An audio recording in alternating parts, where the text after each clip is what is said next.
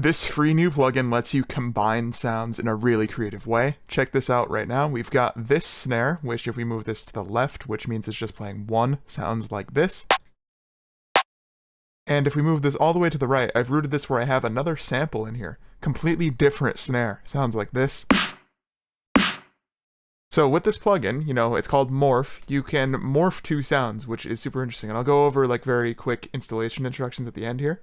But if we move this in between and mess with some of the buttons, you can get some really creative results. So check this out.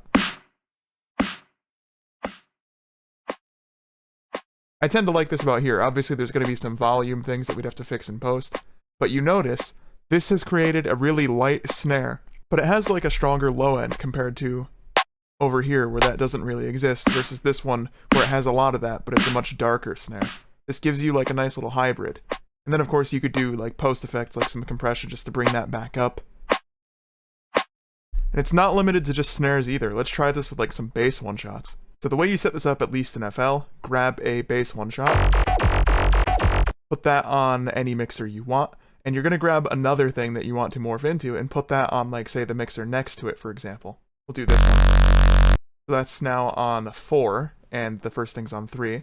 I hit root to this track only from 4 to 3. And on Mixer 3 is where I put plug data effects and open up this plugin. And if you just go into your settings, under processing, under auxiliary input 1, make sure you enable it and select that sound. So now it's going to be left and right here, and we could try it out on this sound.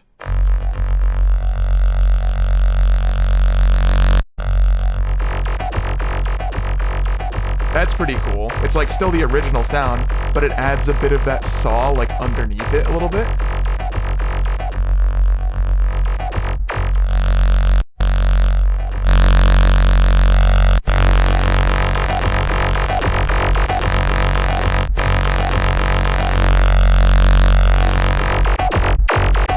Very cool results that you can get with this plugin, and it's completely free. The link to download it is in the description below. The author of this plugin has made quite a few at this point now, and it's just very consistent, lots of good plugins coming out. So be sure to keep checking back on that store page for more of them in the future.